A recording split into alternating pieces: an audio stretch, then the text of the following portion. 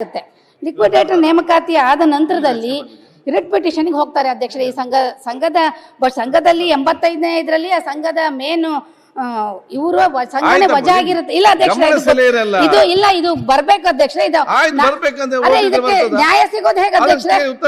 ಇಲ್ಲ, ಉತ್ತರ ನಾನು ಕೇಳ್ತಿದ್ದೀನಿ. ಇದು 3ನೇ ಸಾರ ಇದು ಸರಿಯಾಗಿ ಆಗ್ತಾ ಇಲ್ಲದಕ್ಕೆ ನಾನು ಗಮನಕ್ಕೆ ತರ್ತಾ ಇರೋದು.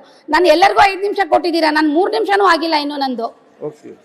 1985ರಲ್ಲಿ ಸಂಘ ವಜಾ ಆಗಿದೆ ಅಧ್ಯಕ್ಷರೇ. ಇದು ಆ ಸಂಘಕ್ಕೆ ಹೇಗೆ ಮರಳಿ ಆದೇಶ ಆಯಿತು ಒಂದ್ ಕಡೆಗೆ. ಕೊನೆಗೆ ಆ ಸಂಘದ ಪರವಾಗಿ ಬೇರೆಯವರು 1999ರಲ್ಲಿ ಲಿಕ್ವಿಡೇಟರ್ ನೇಮಕಾತಿ ಆಗಿದ್ದದನ್ನು ವಜಾ ಮಾಡಿ ಅಂತೇಳಿ ಕೋರ್ಟಿಗೆ ಹೋಗ್ತಾರೆ, ಹೈಕೋರ್ಟಿಗೆ. ಹೈಕೋರ್ಟಲ್ಲೂ ಸಹ ಅವ್ರ ಕೇಸು ವಜಾ ಆಗುತ್ತೆ ಅಧ್ಯಕ್ಷರೇ. ಇಷ್ಟೆಲ್ಲ ಕಾನೂನಲ್ಲಿ ಆದ ಮೇಲೂ ಸಹ ಇದು ಕಾನೂನು ಉಲ್ಲಂಘನೆ ಅಲ್ವಾ ಅಧ್ಯಕ್ಷರೇ? ಇದಾಗ್ತಿರೋದು ಒಂದು ಅಧ್ಯಕ್ಷರೇ. ನಾವು ಎಲ್ಲಾದರೂ ಇವತ್ತು ನಮ್ಮಲ್ಲಿ ಜಂಗಲ್ ಖರಾಬ್ ಅಂತಿದೆ. ಇವಾಗ ಪೌತಿ ಖಾತೆಗಳಲ್ಲಿ ನಮ್ಮಲ್ಲಿ ಬಹಳಷ್ಟು ಜನ NOC ಕೇಳ್ತಿದ್ದಾರೆ. ತಹಶೀಲ್ದಾರ್ಗಳು ಫಾರೆಸ್ಟ್ ಇಂದ NOC ತನ್ನಿ ನಿಮ್ ಪೌತಿ ಖಾತೆ ಮಾಡ್ಕೊಡ್ತೀವಿ ಅಂತೇಳಿ. ಅವ್ರಿಗೊಂದು ನ್ಯಾಯ, ಇವ್ರಿಗೊಂದು ನ್ಯಾಯನಾ ಅಧ್ಯಕ್ಷರೇ? ಇದು ನನ್ಗೆ ಅರ್ಥ ಆಗ್ತಾ ಇಲ್ಲ. ಇದು ಯಾಕೆ ಈ ರೀತಿ ತಪ್ಪು ಆದೇಶ ಆಗ್ತಾ ಇದೆ ಅಂತೇಳಿ ದಯವಿಟ್ಟು ತುಂಬಾ ಬದ್ಧತೆ ಇರತಕ್ಕಂತ ನಮ್ಮ ಸಚಿವರ ಮೇಲೆ ನಮ್ಗೆ ನಂಬಿಕೆ ಇದೆ. ಅವ್ರಿಗೂ ನೀವು ಒಂದು ನ್ಯಾಯ ಸರ್ಕಾರಿ ಜಂಗಲ್ ಖರಾಬ್ದವ್ರಿಗೂ ಕೊಡ್ತೀವಿ, ಅವ್ರು ಮಾಡಿದ್ದೇ ಸರಿ ಅನ್ನೋದಾದ್ರೆ ಓಕೆ.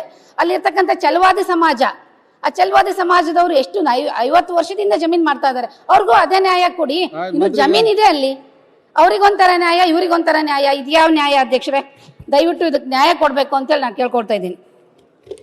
ಮಾನ್ಯ ಅಧ್ಯಕ್ಷರೇ, ಇದು 4ನೇ ಬಾರಿ ಮಾನ್ಯ ಸದಸ್ಯರು ವಿವಿಧ ಅಧಿವೇಶನಗಳಲ್ಲಿ ಈ ವಿಷಯ ಸೆಳೆದಿರುವಂತಹದ್ದು ಗಮನ.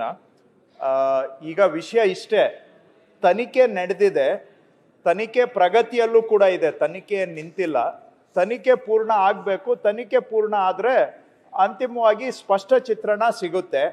ಮಾನ್ಯ ಸದಸ್ಯರು ಕೇಳ್ತಾ ಇರೋದು, ತನಿಖೆ ನಡೆಯುವಾಗ ಪರಬಾರೆ ಮತ್ತೊಂದು ನಡೀತಾ ಇದೆ, ಅದನ್ನ ನೀವು ತಡೆ ಹಿಡಿಯಬೇಕು ಅಂತ ಮಾನ್ಯ ಸದಸ್ಯರು ಹೋದ ಅಧಿವೇಶನದಲ್ಲೂ ಅದೇ ವಿಷಯವನ್ನ ಕೇಳಿದ್ರು, ಈಗಲೂ ಅದೇ ಕೇಳ್ತಾ ಇದ್ದಾರೆ. ಏತನ್ಮಧ್ಯ ಬದಲಾವಣೆಗಳಿಗೆ ನೀವು ಅವಕಾಶ ಕೊಟ್ಟಿರೋದು ತಪ್ಪು, ಬದಲಾವಣೆಗಳು ಆಗಬಾರ್ದು ಅಂತ.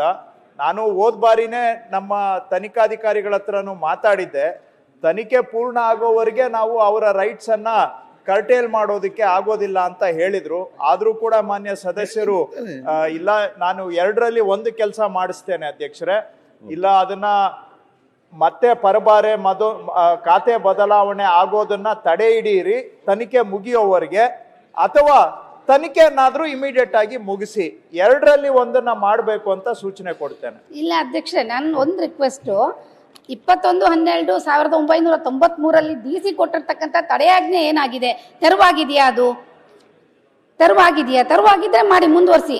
RTCಯಲ್ಲಿ ಎಂಟ್ರಿ ಇದೆ ಈಗಲೂ ಸಹ. ಮತ್ತೆ ಅವ್ರ ಜಮೀನೆಲ್ಲ ಮಾರಾಟ ಮಾಡೋ ಹಾಗಿಲ್ಲ ಅಂತ ಸ್ಪಷ್ಟವಾದ ಆದೇಶ ಇಲ್ಲಿ ಸ್ಪಷ್ಟವಾದ ಆದೇಶ ಇದೆ ಅಧ್ಯಕ್ಷರೇ. ಸಮಯದ ಹಿತದೃಷ್ಟಿಯಿಂದ ನಾನು ಅವರಿಗೆ ವಿವರಣೆ ಕೊಡ್ಲಿಕ್ಕೆ ಹೋಗ್ಲಿಲ್ಲ. ಆ ರೀತಿಯಾಗಿ ಆರ್ಡರ್ ಮಾಡುವಂತಹದ್ದು ನಮ್ಮ ಕಂದಾಯ ಅಧಿಕಾರಿಗಳಿಗೆ ಇಲ್ಲ. ಆ ರೀತಿ ತಡೆ ಆಜ್ಞೆ ಕೊಡುವಂತಹದ್ದು ಸಾಮಾನ್ಯವಾಗಿ ಸಿವಿಲ್ ನ್ಯಾಯಾಲಯಗಳಿಗೆ ಇರುತ್ತೆ. ಆದ್ರೂ ನಾವು ಕೊಡ್ತೇವೆ, ಇಲ್ಲ ಅಂತ ನಾನು ಹೇಳ್ತಾ ಇಲ್ಲ, ಆದ್ರೂ ಕೊಡ್ತೇವೆ. ಆದ್ರೆ ಕಾನೂನು ಪ್ರಕಾರವಾಗಿ ನಿಜವಾಗಿ ಸ್ಟ್ರಿಕ್ಟ್ಲಿ ಆಸ್ ಪರ್ ಲಾ ನಾವು ಆರ್ಬಿಟ್ರರಿ ಆಗಿ ಎಂಬಾರ್ಗೋನ್ನ ಇಂಪೋಸ್ ಮಾಡ್ಲಿಕ್ಕೆ ಬರೋದಿಲ್ಲ. ಬಟ್ ಮಾಡ್ತೇವೆ, ಇಲ್ಲ ಅಂತ ನಾನು ಹೇಳ್ತಾ ಇಲ್ಲ. ಅದನ್ನ ನಾನು ಉತ್ತರದಲ್ಲಿ ಅದೇ ಹೇಳಿದ್ದೇನೆ, ಆ ರೀತಿ ತಡೆ ಆಜ್ಞೆಗಳನ್ನ ಆರ್ಬಿಟ್ರರಿ ಆಗಿ ನಮ್ಗೆ ಕೊಡ್ಲಿಕ್ಕೆ ಬರೋದಿಲ್ಲ ಅಂತ. ಬಟ್ ಆದ್ರೂ ಕೂಡ ಕೆಲವು ಪ್ರಕರಣದಲ್ಲಿ ನಾವು ಎಕ್ಸರ್ಸೈಸ್ ಮಾಡ್ತೇವೆ, ಇಲ್ಲ ಅಂತಲ್ಲ. ಮಾನ್ಯ ಸದಸ್ಯರು ಹೇಳಿರೋದನ್ನ ಮತ್ತೆ ನಾನು ಉತ್ತರ ರಿಪೀಟ್ ಮಾಡ್ತಾ ಇದ್ದೇನೆ. ಇಲ್ಲ, ಎನ್ಕ್ವೈರಿ ಫೈನಲ್ ಆಗಿ ಕನ್ಕ್ಲೂಡ್ ಆಗಿ ಒಂದು ತೀರ್ಮಾನಕ್ಕೆ ಬರಬೇಕು, ಅದು ಸರಿನಾ ತಪ್ಪ ಅನ್ನುವಂತಹದ್ದು. ಇಲ್ಲ, ಇನ್ ದ ಮೀನ್ ಟೈಮ್ ಏನು ಬದಲಾವಣೆಗಳು ಆಗದಾಗೆ ತಡೆ ಮಾಡುವಂತಹದನ್ನ ಮಾಡ್ತೇವೆ. 2ರಲ್ಲಿ 1 ಮಾಡ್ತೇವೆ. ಎಸ್.ಟಿ. ಸೋಮಶೇಖರ್, 2ರಲ್ಲಿ ಯಾವ್ದು ಮಾಡ್ತೀರಾ ಕರೆಕ್ಟ್ ಆಗಿ ಹೇಳಿಲ್ಲ ಸರ್. ಎಸ್.ಟಿ. ಸೋಮಶೇಖರ್ ಅಧ್ಯಕ್ಷರೇ, ನಾಳೆ ಕರೆಸ್ತೇನೆ ಅವರು. ಸರಿ ಸರ್. ನನ್ನ ಕ್ಷೇತ್ರದ